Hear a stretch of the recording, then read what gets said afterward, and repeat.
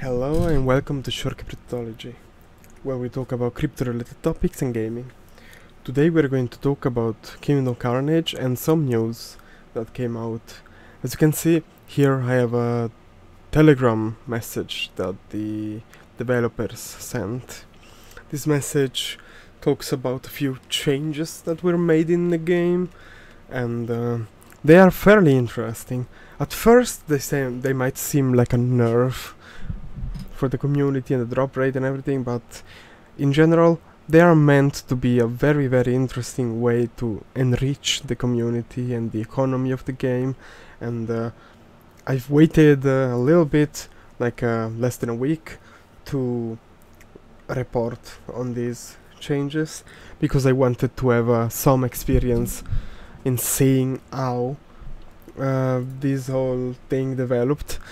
And so today I'm going to give you my impression of the changes and to discuss the advantages, because if you were to only look at the changes without the context and the results, you might think that they are a disadvantage, but I'll give you some examples on why it is good, and we'll see in the long term. The devs are more than likely going to follow any feedback. They will actually listen to the community, especially now that people can vote on stuff.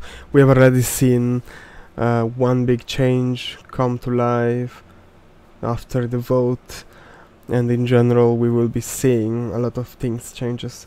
If you guys don't know, there was a test vote recently about if people wanted to have 1 or 2 cards being drawn in PvP per turn, and it was a test vote to test the feature. The results came in, the people were about 50-50, so because people were very talkative about it in the community, etc., the devs decided to go for the 1 card per turn for now, and they will be looking into other ways to make the games quicker, because they wanted to have a faster draw rate for fights to last less or to be shorter in time, but it didn't quite have the results they were expecting. And since the community was partially against it and people were not enjoying it, they ended up bringing back the old structure of the drawing system, which is fine. I personally liked drawing 2 cards per turn myself, but I did notice that it was making the fights longer, which of course is not a good thing.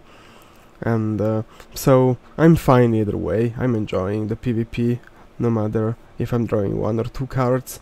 I do think that for the online PvP experience, drawing more cards would have made the whole thing more fun and more challenging and more interesting, because it decreases the amount of randomness of the game. You get to have more cards, meaning that you can analyze your strategy better, etc. That's fine. We'll see how the game develops once PvP goes live. We'll see. Now, the changes that we are talking about today, though, are these ones. The price power system has been changed from 100 per week to 10 per day, which you might notice is a nerf altogether. Like 7 days a week, 10 per day, it's 70 instead of the 100 we used to get in the past. But that's fine, because they created 2 more ways to get price power. First of all, one way is to watch videos, just like many other mobile games. You can watch an advertisement and gain 1 price power for it, and that's alright. I like it. I've done it myself a few times.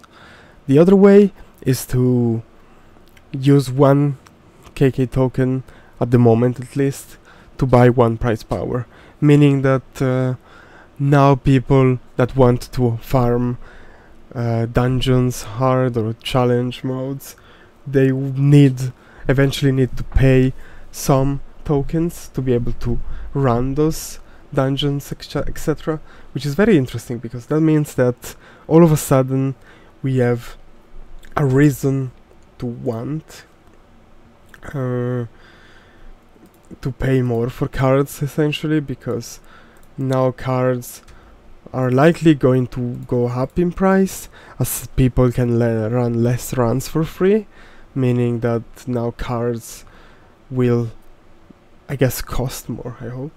In general, we will discuss about it a little bit later when I show you the changes in-game, but it's very cool, and I think it will enrich the economy. Now, well, of course, that's the change on how the hunt works. You don't get the whole 20 runs or whatever the price is at once. You get it throughout the week, which is fine. Then they have changed a few things, like in the undead campaigns, because I'm pretty sure I talked about this in my last video. They developed a tutorial.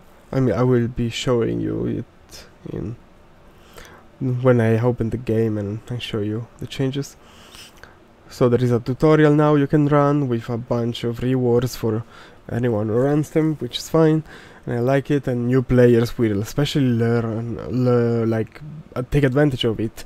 The rewards from the tutorial are way better than the ones you used to get in the human campaign, which I love, because I believe that it is very, very good for new players to start with a little bit of a stronger deck than you used to, because the original starting rewards from the campaign was a bit poor, and you would struggle to really get started in the game, while the tutorial gives you a little bit of a mini deck you can use to start the game, and I think it will be very, very nice for new players.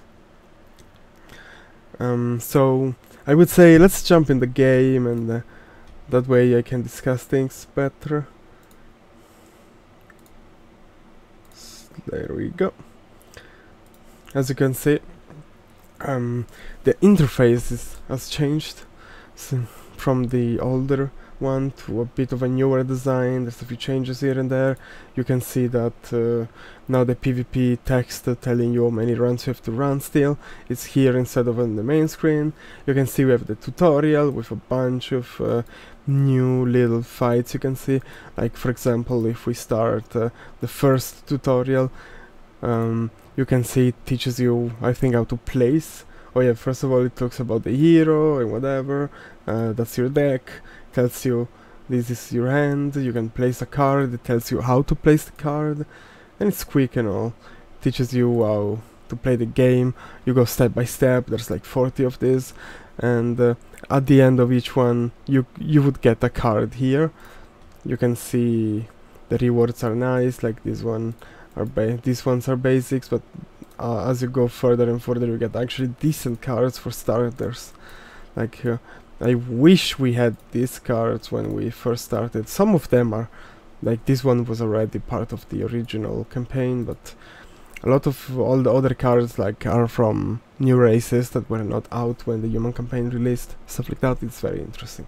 Now, as you can see, the dungeons now show 2 new buttons. One is to buy price power for KK token, one is to watch an ad, which only works on mobile, by the way, so actually I can't run it on this Steam build. They said you can see I only ran 5 runs myself today because I was mostly working on something else. And in general, only having 10 runs means that even on the weekend when people want to grind the most, you'll have to do something to really get started, because 10 runs isn't much. You could be done with 10 runs in a very short time. And in general, it is not that much. And so you'll probably have to put the price, buy price power using KK token. What does that do? Well, as for any feature in the game that gives back a token to the devs, like any fee you pay in the auction house or when you play Kingdom Carnage, and you try to, like, you have to spend a given amount of tokens. Some go to the king, but some go to the devs. All of them go back. You might see them in the vault. You might see them in the Touch of Death reward, the golden touch prize pool thing. So it will give back those tokens one way or the other. Some will probably just go to some pool that might be used in the future for like PvP tournaments or other events, giveaways, who knows. So all the tokens you spend now will come back to you, so that's very cool. And in general, I think this feature is very interesting for many reasons. It forces people to not feel like they have to get those 100 runs every week, at least for me. Like, I was getting a bit frustrated in the last month or so, or a couple months, because most of the weeks I wouldn't be able to run all those runs, because 100 runs are a lot when you try to run all of them throughout the weekend, because that's usually when I would try to run them because of the weekend events. And because of that, I would get frustrated. I would try, but then I would maybe get 20, 30, 40 prize power remaining at the end of the day, because there's only so much time I can spend farming. And even if you do put a lot of effort in, the dungeons do still take some time, and I just can't focus 100% the entire day, but that's fine. I think all of these features are very, very interesting, and we should be happy that they are being released. I know it might feel a bit annoying to only have 10 prize power, but it's something that's going to be very healthy for the community and the economy of the game. Having to actually spend tokens for prize power means that all of a sudden everything is worth more, which is something you want for a game. You don't want NFTs to keep falling in price. One thing I want to see for the long term is how these price of KK token per price power will evolve over time, because of course right now one KK token is worth nothing pretty much. It's very cheap, but let's say that in a few months we might see a 10x or maybe a 5x, or maybe it's worth half or a third of this in the future. Who knows? Will this price power cost change? The devs do seem to want to make it fair in a way, and they don't want to fix the price at 1k token forever. But we'll see how this evolves. It's interesting, the buttons to actually overlay on the window. That's something I'll have to tell the devs. Anyways, this said, if you guys have questions on any of this, you're welcome to ask them. And I thank you for watching. I will be releasing more videos soon, and if you guys want to see any kind of guide or any kind of discussion on any topic, you comment on the video. I would be more than happy to try to accommodate any requests. And for now, I thank you for watching, and I wish you a good day. Bye bye.